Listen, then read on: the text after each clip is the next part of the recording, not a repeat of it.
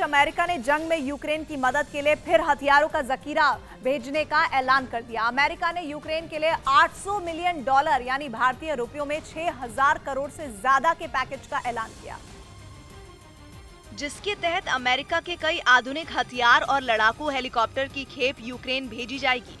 जंग में यूक्रेन के साथ खड़े अमेरिका ने आशंका जताई कि रूस अब और भी घातक हमले करने की तैयारी में जुटा है।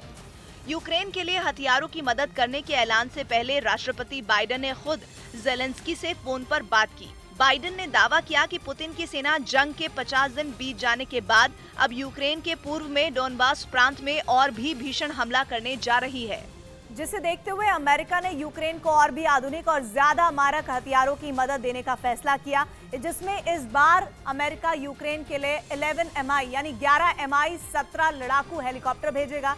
इसके साथ ही 18 होवित्जर तोप भी यूक्रेन की सेना की मदद के लिए भेजी जाएगी, जबकि 300 आत्मघाती स्विच ब्लेड ड्रोन भी यूक्रेन को दिए जाएंगे, जो रूसी टैंकों के लिए किसी बुरे सपने से कम नहीं है।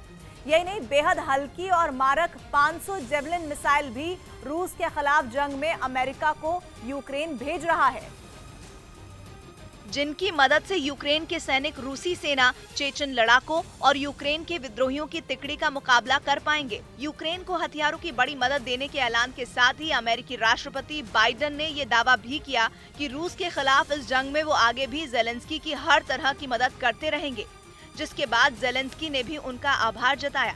Говорив сьогодні з президентом Сполучених Штатів Америки Байденом.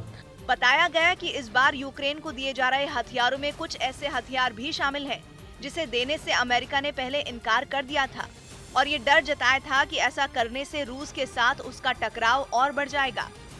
लेकिन अब अमेरिका ने वो हथियार भी यूक्रेन को देने का फैसला किया है, क्योंकि उसने हमले से पहले भी रूस को ऐसा नहीं करने की चेतावनी दी थी, लेकिन रूस ने उसे नजरअंदाज करके यूक्रेन पर हमला बोल दिया था। इसके बाद अमेरिका यूक्रेन की मदद के लिए खड़ा हुआ और उसने पहले भी वहां हथियारों की बड़ी खेप भेजी थी, जिसमें 1400 एंटी एयरक्राफ्ट स्ट्रिंगर मिसाइल शामिल थी, जबकि 5000 एंटी टैंक मिसाइल जेवलिन भी यूक्रेन भेजी गई थी। यही नहीं, 7000 दूसरे एंटी टैंक हथियारों की भी मदद दी गई थी। इसके साथ ही 7000 राइफल और 50 लाख गोलियां भी यूक्रेन की सेना को दिए गए थे।